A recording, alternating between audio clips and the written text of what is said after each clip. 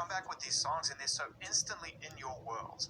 And it's like you take all these inspirations that you've been building over the course of your life and they're just so present and they all speak to each other in this perfect harmony. I just don't know how you do it. It's just so you. I can't believe how generous you're being. My God, thank you.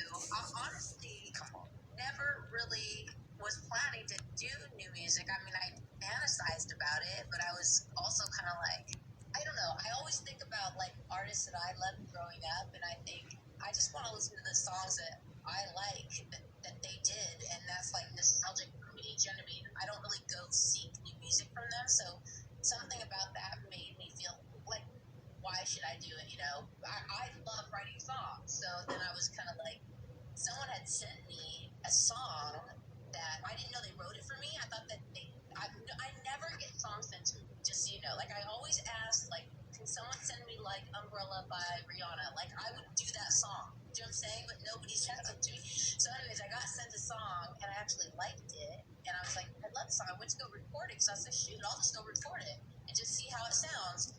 And they were like, no, they wrote it for you. And I was like, what? So then I was like, I want to write with them. So I wrote a song with them right before quarantine. The song called Cry Happy. And then I didn't get to record it because I had to go home and be with the kids. I ran out of time to cook dinner. So anyway, then we all went into lockdown, and I was in Oklahoma, and I was really cooking dinner. I mean, we were like 15 people cooking 3 meals a day, like laundry, like everybody else, but it was a shock for me. I hadn't done that. Yeah, for the whole world. Trust. But then at that point, I got to go in and record a song, and then that was like a flame to the fire. Like, I just was like, I don't even care if nobody hears this. I got to write some songs. So I'm so glad you did. And listen, it's totally it's absolutely understandable, and I think a worthwhile part of the experience to question what it is you have to say. That's true. Because a lot of times we feel like we should just continue to do things because we have an opportunity, but opportunity is not enough. The world doesn't need more opportunists. It needs people who actually have something that they want to say. Yeah, and I wasn't like I was like, I have something to say. It was almost like I didn't have anything to say. I didn't think until I started writing, and it was like, right.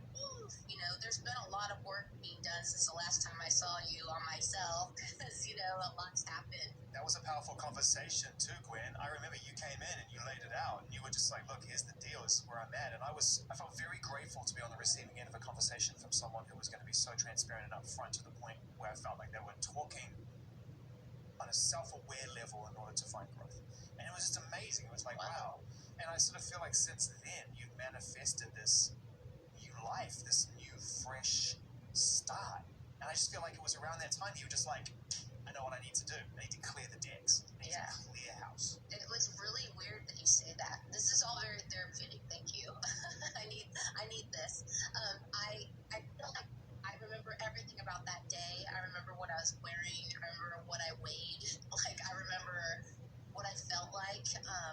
And it was a really hard time for me. And I feel like being transparent has just always been what I've always been like. I don't understand there's nothing really to hide. I mean, the only reason to hide things these days is because I have kids, you know what I'm saying, to protect them. So everything else is like, I feel like the more that you share, the more you can help each other. And it's interesting we're talking about this, because I had watched, I had gotten really sick at the beginning of the year that I had to cancel like 4 biggest shows. And I ended up watching all these documentaries, and there's a lot of them out there these days. And I watched the R. Kelly one, and it was interesting because these girls were confessing what had happened to them, right? And, you know, we had gone through like the Me Too thing where people were coming and telling their story. But it wasn't until I saw that documentary and a couple other things that really triggered a lot of the things inside me. Because I think that sometimes until you hear someone else say something and tell their story, you almost don't want to face your story, or you don't want to admit your story to yourself. And so I think that during that process of just getting really sick and being forced to kind of shut down, that was one thing that probably triggered me to want to write again.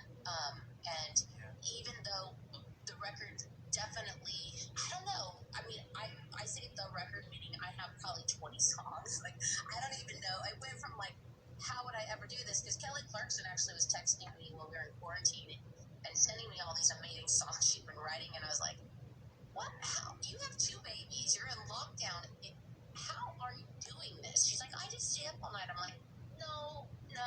stays up all night and has But she's also had things that she needed to release too, because she's been through her own situation. So, you know, it's funny. In music, it shows up when you need it to. It's true, and I never expected to be writing, but it was in there, and it's been really, really incredible. I mean, there is just nothing else that I do in my life, and I have done so many things that makes me feel ignited the way a new song makes me feel. And to open my computer and see you bopping, like, it was exactly what I wanted to happen. Like, it's interesting because I was like, I started with these two songs, and then I kind of I was like, I wanted to investigate, like, when did I start loving music? Like, music defined me in 8th grade when I heard Madness. That was the record. Like, that was my brother brought that home and was like, this is what we're into now. I was like, okay, I'm with you, you know?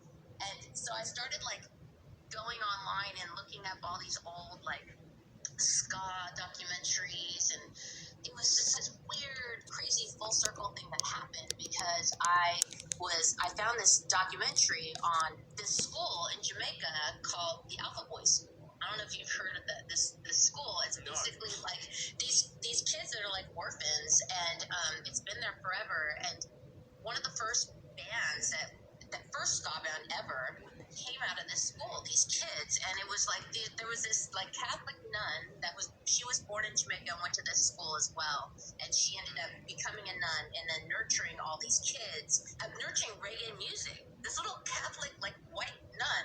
And so she basically, like, the first band was called Scatolites, and that was the band that ended up playing on all these records that we know, the Marley records, and just everything that we love. Yep, I'm familiar with them for sure. I had no idea they came from this school though. That's cool. Yes, and the school's still there, and it's interesting because I was like, I feel like, you know, I was in the marching band, like I'm a Catholic girl from Anaheim, like it was like this weird, and I have no business doing reggae music really, but yet it's so me, and so it defines who I am.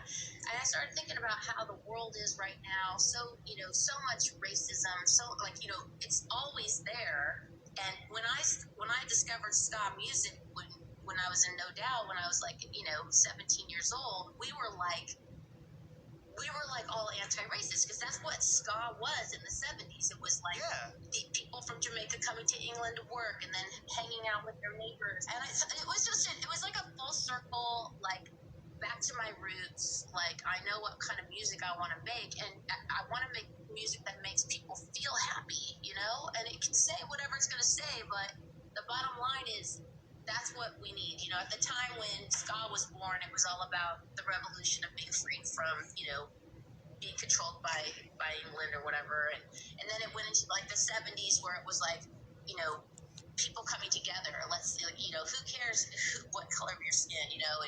And then that was us. And a healthy dose of anti-Thatcherism as well, thrown in for good measure. My God. Wow, you talk about the English beat and things like that and the specials. That was crazy. They were just railing the whole time. They'd go to these dance halls and they would just rail. It would just be like, take it down, one bop at a time. It was madness. It was. We were like the third wave, just trying to imitate, you know, imitation generation, and we were just trying to do something different and be inspired. It made perfect sense. It suited that area of California so much. When you guys came out, Sublime, the whole scene, it just felt very much in keeping, to the point now where I think of, you know, Orange County as ska town. It's so strange weird to me. Like, I can't shake it, the image, because of me growing up hearing those bands and just thinking it suits the beach. Yeah. It suits it.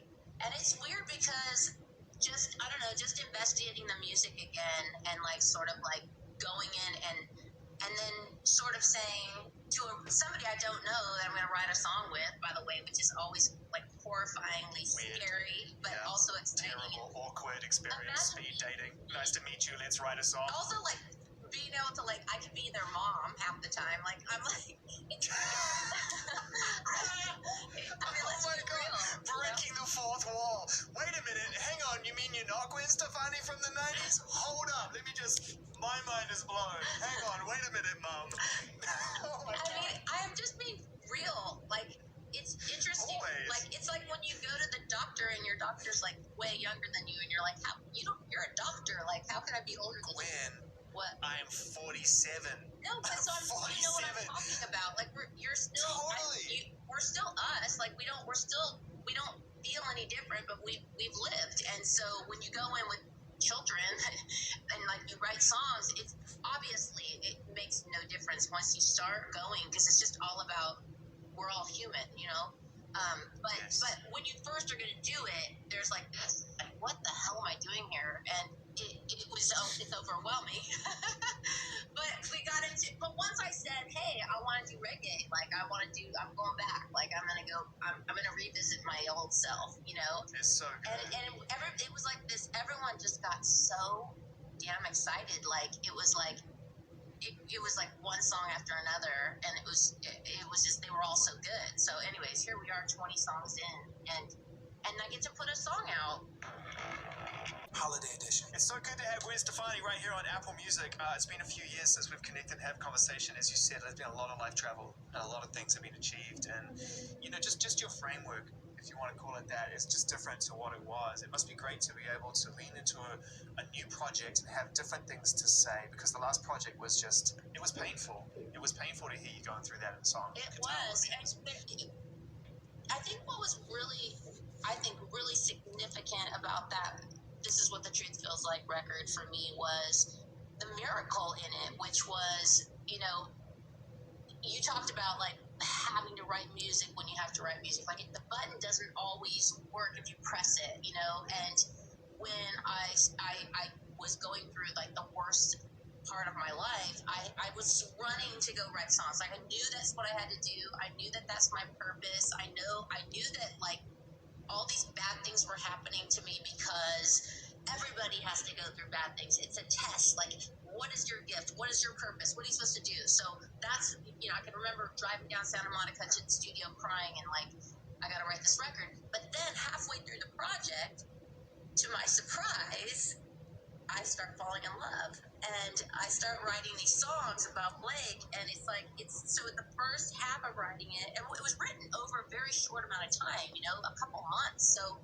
I think the record is just a very interesting record because it has, and a lot of the darker songs didn't make it onto the record because nobody needs to hear that. They're for you. You know, and so it's like, it's interesting, that record, but this one, I don't know, like I still kind of don't know what I wrote about, like, I have to go back and listen to what I just wrote, because I kind of wrote everything super fast, and then I feel like I've taken sort of a break, and I don't feel like I'm done.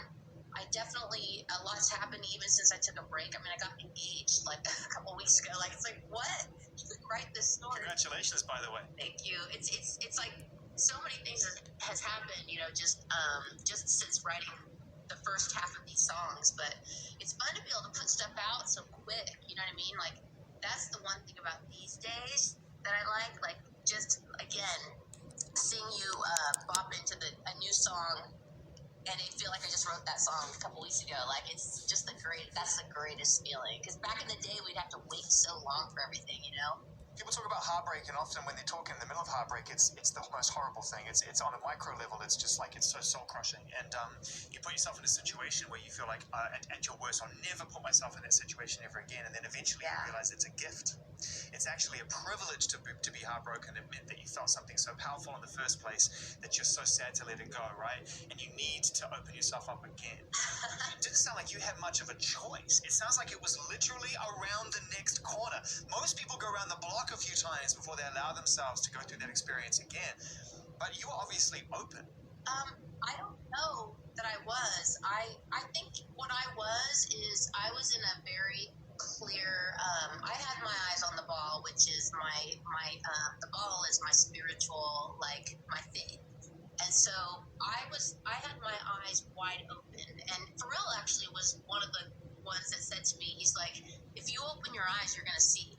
And if you just start looking for it, you're going to start seeing it. And, you know, kind of like I was speaking in parables, because in the sense that, like, what does that mean, Pharrell? Like, you know, but then once I started listening and opening my eyes, I started seeing stuff. So I guess I was open because I was trying to do whatever it was I was supposed to be doing. And I'm trying to live my life that way these days, you know, because it's weird. Like in the early days when I would be, you know, writing songs, there was a lot of myself, or like not believing, or not wanting to be like humble, or like, I don't know. I think when you get given a gift in life, you need to really use it, and it's almost like a sin not to. It's like you have to understand that that's what you're good at, and you're not good at everything. I'm not good at most things, but for some reason, I can dig into my heart and share it, and it seems to help people, or make people smile, or happy, or whatever, and that makes me happy. So I've just been trying to do that, and I think that's kind of where I was at when I met Blake. It was more about like, I wasn't like, I want to fall in love. I mean, you can hear, I write that on a lot of the songs. That's the last thing I did, it just happened. It was part of the plan, and thank God. So let's talk about the tools that you've developed, because one thing for Pharrell, your friend, to say to you, open your eyes, it's beautiful sage advice. And there's a lot of really beautiful texts that have been written over centuries that really come down to that one basic premise of like, open yourself up to your senses, your true self, and greatness will come to you naturally, because you have energy that draws the pure to you. You have to get in your own way to mess that up. And we're really good at that. Human beings are incredibly good at getting in our own way. Right? Yeah. Really like expert level. So Pharrell's saying, get out of your own way. Let go, really. The principle of those two keywords, let go. So how do you start to put that into practice? Because as you say, it's parable. It's like, all right, wise and handsome and ageless human Pharrell Williams, super talented, like stealth model cat. What are we talking about here? What does that actually mean? How did you get to that place where you were able to apply it? I think it was just, again, like, it was just constant spiritual exercise. It's the same thing like going to the gym.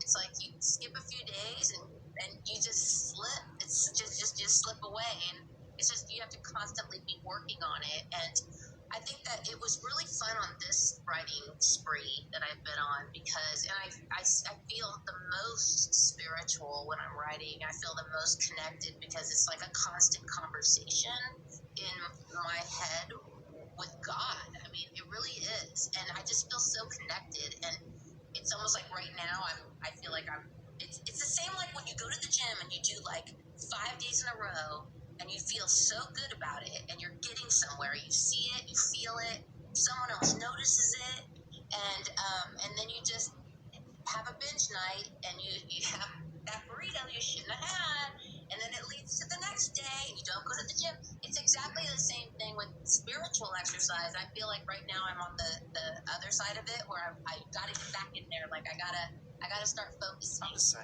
I fall off because when you have these anxieties that are built in you that you can't control at an early age, you realize that it's constant work, and no one wants to do constant work. Anyone who says they do is lying. Yeah. No one wants to do constant work, and it does require constant work. I distinctly remember the first time we ever met, which was during No Doubt, obviously, way back in the day.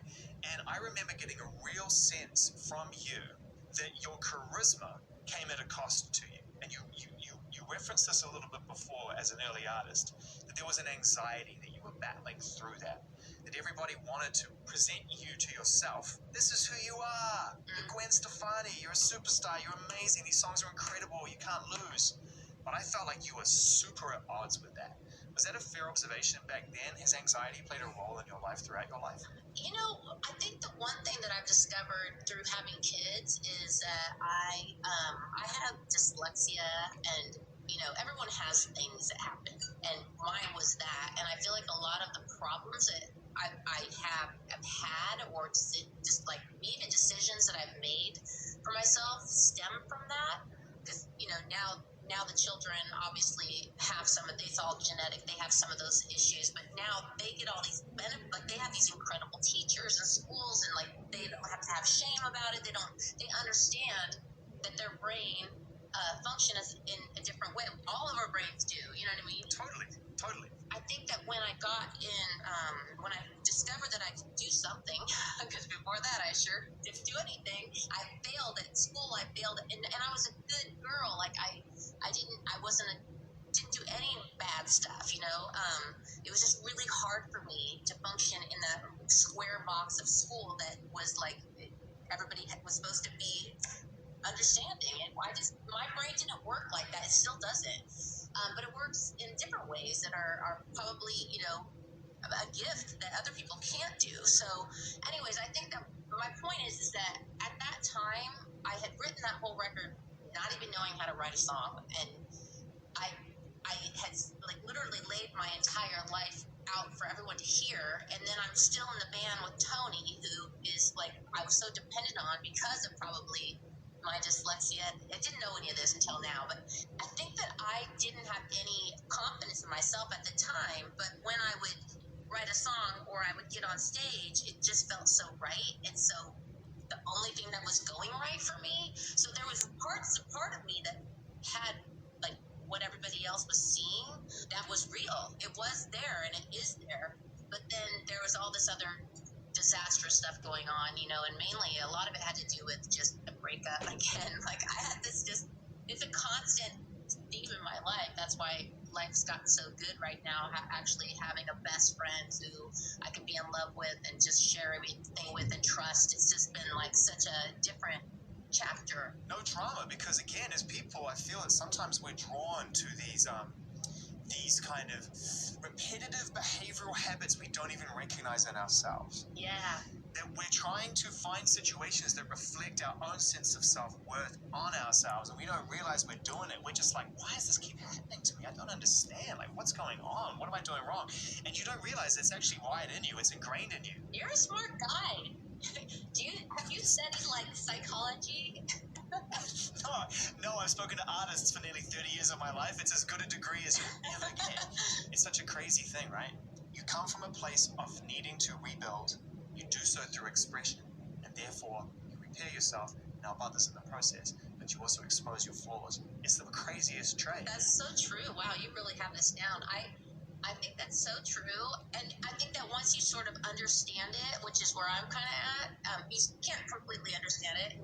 We just continuously fail all the time, every day. But I don't know. It's a different thing. I think that's what's been really fun about collaborating on this record. I think one thing I learned through being my whole career is I have a huge ego, like we all do, and I always want to be the one to come with the idea, or I wrote that part, or it makes me feel so like I mean something. Yeah, validate. Yeah, that's a validation is what it is. But this record so far has been a real collaboration, and all the stuff I've ever done that's been good, I think has been me being able to collaborate and inspire whoever I'm working with, whether it be designing a handbag or writing a song or everything. It seems like and like I have hooked up with all like kind of new writers this time around. You did last time around as well. And by the way, remind the people who you worked with on the last album, please. Oh, you mean Julia Michaels? Or like Oh, is that all? Oh my God. So, okay, hold on. This is a little known fact. You're going to have to go back into the history books and read this interview or watch this interview again. But Gwen was standing opposite me at the start of Apple Music, and we had a conversation. He started talking to me about Justin Tranter and Julia Michaels, and I'm sort of familiar, but like none of us are that familiar. And now, oh my God, I know you started the train. And it was just again like a very all in the plan, because I walked into the room and I was literally like, I didn't know who they were at all, like, because I don't hang in writer crowds, like writer, songwriter. Like It was early doors as well, Gwen. It was early doors for them. Yeah, and so I just kind of walked in and was like, I don't really care who you are or what you do, but I need to get something off of my chest, and it doesn't. I don't care about a hit. I don't care about if anyone hears it. Like, let's go. Like, I was so fired up, and the first song we wrote was and Julia actually wasn't there yet. It was with Raja, and I really I took Justin along with me when I was going to do my Christmas record, which is one of my favorite records that I ever was part of, and I wrote with Busby, who passed, which is just still like, we were walking up the stairs last night before we went to bed, and we were just like, I still can't, like, it hurt, like, I can't believe that Busby's gone. I mean, he was a legend. I mean, he is so talented, like, just to watch him write songs. But it's interesting because all the people I've worked with are just so talented, and they all have their own gift, and when we get together, like, see the songs, like for me, like to walk through the moment of how the song is written is like my favorite thing. To just go back in my brain and go, and this happened, and then I said that, and then you said that, and then we have this song. And but Julia was like a weirdo and still is, and I'm sure she's fine with me saying that because she she was just, all she needed to be more sane was to be an artist and to have people hear her songs, because I think that that's what was missing for her, and I feel so happy for her, and she just was my mentor on The Voice. Let's pick up where we left off and just go straight in there. You talked about the Christmas project being one of your favorite projects you've ever worked on. You've added to it, and we're seeing a real outpouring of gifts from artists at this time of year. I feel like there's more Christmas-related, holiday-related music coming this year than I remember, and a lot of deluxe editions or added editions. So it's like, you know what? I want to add something to that. I want to represent it because I feel, and this is, I'd like to know what you think. Most people are saying, I feel like people need it.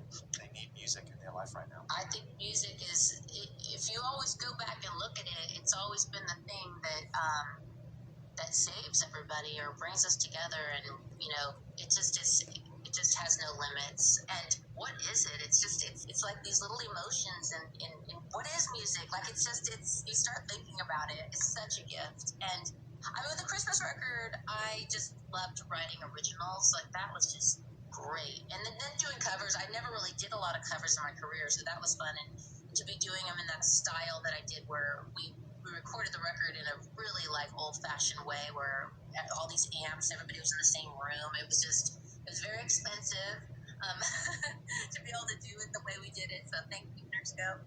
For Christmas records, don't joke. I mean, it's like you've got to get in there. You're talking like upper echelon expense here. It's Christmas. Yeah, I mean, it was just old-fashioned. It was people, you know, and time. And so I wasn't expecting to add to this record this season, because I was working on my other music, and Hallmark Channel came to me. And this is, again, what a great present, because they hired Ryan Tedder. My God, I was just thinking about how lucky I was that Hallmark, out of all the people that are doing Christmas, they came to me to sing this song that, like, a master writer like Ryan Tedder, who wrote Baby Don't Lie, which is the only other song that I did somebody wrote for me, and he came with this like beautiful Christmas song. It's called Hear This Christmas, and I get to put it on my album, which sort of like brings more, you know, eyes and ears to my record, which makes me so happy. And then I got to do a Sleigh Ride, which is a cover, which, by the way, I will never do live, because every single verse is there's not one lyric that repeats in the entire song. It was really hard, but I love how it turned out. Do you forget your own words on stage though? Does that happen to you? Do you have moments where you're just like, what? What will happen to me, like, would be like, I'll mess up on one part. This is like on tour or something, and then that will be the new normal. So it will always be that same part that I'll mess up on. Oh wow, it attaches itself like that. Yeah. So your mistake becomes that's awesome. I love that. So yeah, that will happen to me. But then I made the mistake by like trying a teleprompter for the first time, like not even like only a couple years ago. And what, at Vegas? Did you try the teleprompter at Vegas? I couldn't. I mean, I had it for like rehearsals and things like that. Then I'm like, oh my God, I think I'm gonna need it. But then I never use it when I'm actually on stage. But then I needed it there. And then, anyways, I don't know. Yes, I do forget lyrics, but I think when you're live performing, like when I was in Vegas, I think their favorite thing, the audience, is when I mess up, like, or like, you know, a costume doesn't come off right, or that's like when you actually have like a real moment with the audience, and they get to feel like that happened and you just screwed up and we just saved you by like singing it for you or whatever. Like those are my favorite kind of moments. Now that's like live. TV, that's a different story. Like I don't want to mess up on TV. Yeah. It's so amazing to me that you've found such a successful career in television, right? Because music, to me that's your lane, that's who you are. No disrespect to the fine folks at, you know, the nationwide networks or whatever you want to call it, but you're Gwen Stefani, an artist to me, right? But then I watch you on TV, just a natural in this space, and it must catch you off guard a little bit, because getting to know you the more that I am, and realizing who you were as a kid coming up and trying to find your voice, TV normally comes from a very precocious place. It normally comes from a place of people who can't stop getting in front of people. I want some attention. I can do TV, right? It's a very specific mindset. It's not you. It's kind of crazy how you've landed in this space. How do you know me so good? I barely know you. I feel like doing that show came at, again, like a time where I just was like, okay, like I never watched the show. Like I just had Apollo. He was only like 4 or 5 weeks old when I got the call. You know, the show is the opposite of who I am. It's really like about like selling yourself and like trying to win. I hate games. Like I'm not competitive in that way. So it took me a few seasons to really get the hang of it. But the one thing that show does that I love and that I am good at is I love helping these kids or these people like in the moment. Like coaching is like, I wish there was more time to coach them. Like it really is a limited small thing that we get to do, but watching these artists and their talent and getting to, it's just so inspiring being on the show. You're around tons of music and you just see people grow right before your eyes and trust you, and then you get to kind of reminisce on all of the stuff that you've done and like the wake of work behind you, and it's just a very cool place to be. I always seem to get really creative when I'm on that show, and I feel like now I've done it like, is it 5 seasons or something? This is actually my most comfortable because now like Blake's my homie, like I know Kelly good, John, like when you're around, you know, the more you're in it, the more comfortable you get. And because it's COVID, it's like there's no audience. So it just really feels like it's just us there. Like it's like me and you right now. Like, don't you feel like this even feels more intimate than like when I came last time? It does. Yeah. It does. I'll elaborate on that. You know, when I first started doing these kind of conversations, and it was days after we went into quarantine, because no one knew what to do, and I didn't know what to do, and I just didn't want to stop. So I called up Elton, and Elton John. I said, I'll go back on the air immediately if you'll go back on the air immediately, because he does the Rocket Out for us at Apple Music One. And he was like, you got it, and I'll be a guest on your show, and I'll help you get it back up and running, because he's just the greatest human being on the planet. So that got the ball rolling, and what I learned over the course of this year is doing it like this, kind of, you get into pockets of conversation and emotion in life that you can't get into in a room where there's more people you don't know around. It's like you're breaking all the walls, and it's been so fascinating for me. Like I've learned so much. And that's the thing. Like most of the music that I wrote on this record was on a synth.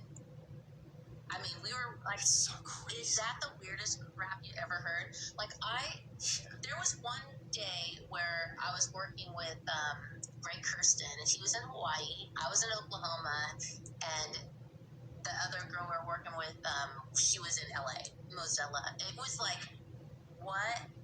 It was the first time I'd ever done it, and we wrote a damn song. Like we wrote a song on the phone, basically. You know what I mean? And it was, and now it's just super normal. Like it's almost like this is great. Like my kids can come in, like they're at school, they come in, and I'm like, you know, and I love working in the morning. Like I talk about like, not, you know, I have to be on my kid's schedule. So like I come in here, I have this little like hideaway room with my computer and I just like, and it was like 9:30. I'll see you on the Zoom. We'll write a song, and by the time like the kids are out of school, I'm done.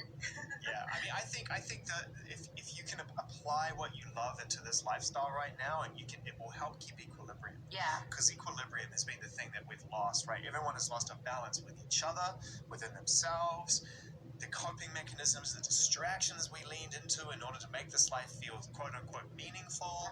All of those things just evaporated so fast. Yeah. That we had to sit still, and we had to really take a good long look at each other. And I think it's been a really intense year for that reason. You know, has there been a lot of time for you and Blake and the family to reflect? Have you leaned into that experience this year and tried to learn? I think I feel a little guilty because we've had so many blessings this year. I mean, honestly, like, just from what I told you about getting sick, which was kind of a blessing to be able to kind of open the door to just thinking, like you said, and like really reflecting on myself. And then basically, like when we went into lockdown, we were all in Oklahoma, and he has a ranch there, and so we were probably about 14 of us. It was like a commune or something, and there was I think let's see, 5 kids doing some homeschool. And I had the little ones, and we are in like a cabin, like very, very rustic. And so it was just an amazing thing to be able to be there all together and pause and like do things like tear trees down together and like all the kind of nature stuff we just don't have here. All of the previous normal stuff. Like, let's not even pretend we can keep this up. Let's go somewhere totally. Yeah, so we were very lucky, and we did that for over 100 days because we were counting the days, and we had our little world, and it wasn't easy, but it was amazing. You know what I'm saying? To be able to have that experience with the kids. And then coming back, as soon as I came back here, I moved into a new house, which was so incredible to, I was like 15 years in a house. It was time to like have this new life. So you were in the same house. You were in the same house that you went through all that trauma in. Yes. You were in that house. Wow, that's tough. That's right. And it was it's like I came back to this, and then it was like I came back to doing music. Right, dived right into doing music, and because I could do it on Zoom.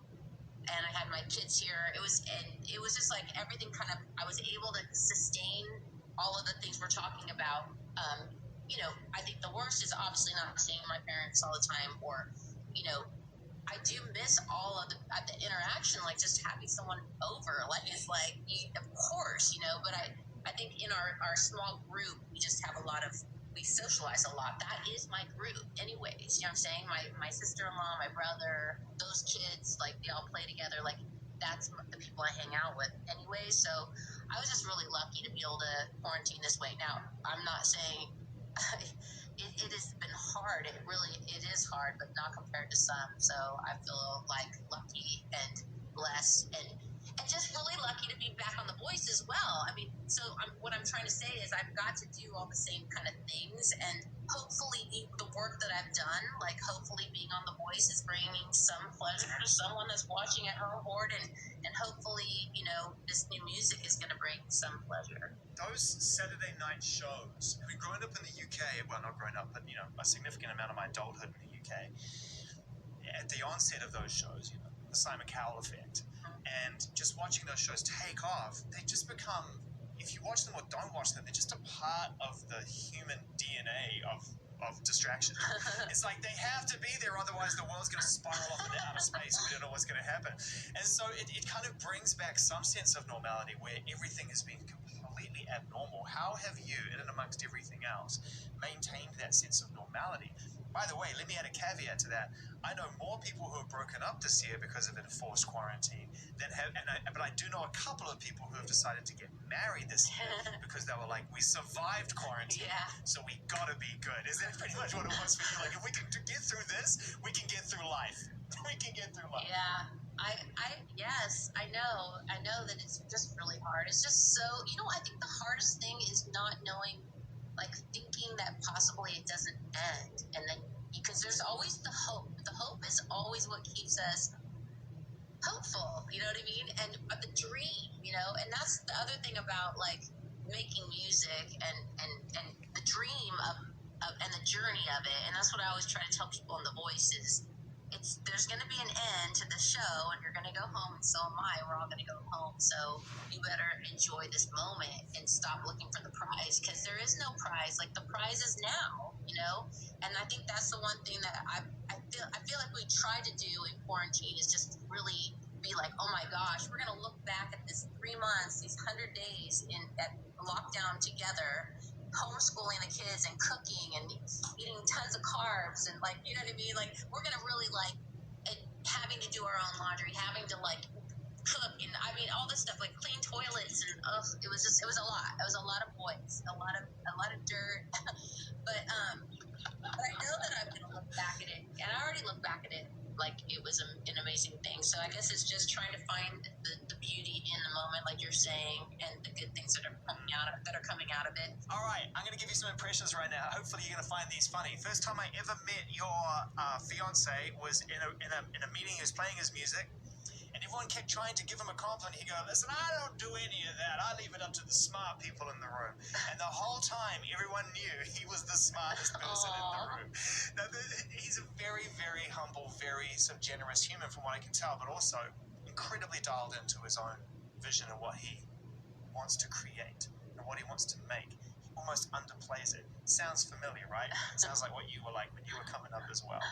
What is it, if I may ask, because we went through the last one and the last one was painful, what is it that's so wonderful? What is it that makes this so real for you right now at this moment in time as we go to the holidays? What is it about him? What do you love about him? Oh, about Blake Shelton? Gosh, it's hard not to like almost everything about Blake Shelton. I said almost only because it would be silly to not to be like, I like everything about Blake. No one's perfect. Nope, No one's perfect. of course. But I think what the root of what I love about us together is that we're just like, he's my best friend, you know, like we tell each other everything. I don't want to do anything without him. Like he's my homie, you know, and he's just a very generous guy. He's full of love and generosity, and like you said, he's a smart guy as well. So you feel safe, like you could like lean on him and trust him. And there's just I could just keep going. I mean, it's literally like a joke. And I've never met someone that's just so interesting. And it's weird because over the years, because I've now been 5 years I've known him, he is an artist. Like he does have like, he's a Gemini, so he does, because you think he's so normal, but then he is quirky. He is, That's you know, the trick. That's the trick. It's the trick. Yeah. And I'm so sorry. Like, I'm not a master of observation by any stretch of the imagination. Sure I just wasn't buying it. In that room, he was just like, they take care of that. And I just sing the songs. I'm like, I ain't buying that for a second. Not for a single second. He's an artist for real. Yeah, he is an artist, but he has a lot of good, he has like a lot of different sides to him, but I think the fact that he really could walk away from anything at any moment, and his true like love is just of nature and of just being at that ranch, and he loves animals, and he loves, you know, he knows every single name of every salamander and every tree and every bush and snake, and it's like, how do you know all this stuff? He's just always been the same. He's the same guy no matter where he goes. You know what I'm saying? And that's just, there's something just so cool about that, because you feel so proud, because you know that like when I have my favorite moments with him, when my dad and mom come over, they get to see that, or you get to see that, or you know what I mean? And there's just something great about someone that's so genuine and then super talented, because then you watch him sing and you're just like, my God, your voice. And he's really good. It's really fun having him around, sort of in an A&R kind of way too, because as I've been writing, he's so good at knowing what songs are good, or even like, he's the one that kind of came to me with this song to be the first single, because he was driving to the airport. He was like, I've been listening to all the songs, and I really think that this song, it was like his, because I was really like, I'm not going to even have an opinion, because I don't know anymore about myself. Like, I can't tell. Like, I just want to do everybody else, I'm going to serve it up, and then you decide what you like, you know, because it's hard to tell after a while. It's interesting you say that, though, Gwen, because it, like I said before, and I tried to explain it before, is it's like everybody has this really complete picture of who you are to us.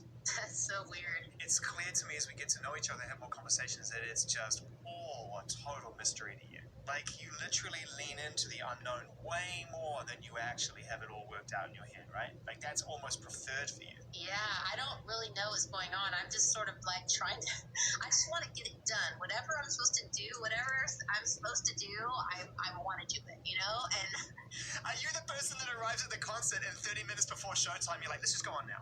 Let's just go on now, because it'll be done, it'll be over, dinner. I might even get a late dinner. I could probably get to Notebook and get a quick dinner. I go to the concert and I'm like, oh my God, I can't believe I have to do this right now. Like, because it feels like a marathon I'm not ready to run. But then when I get up on stage, I start slapping myself going, what were you thinking? This is the greatest thing ever.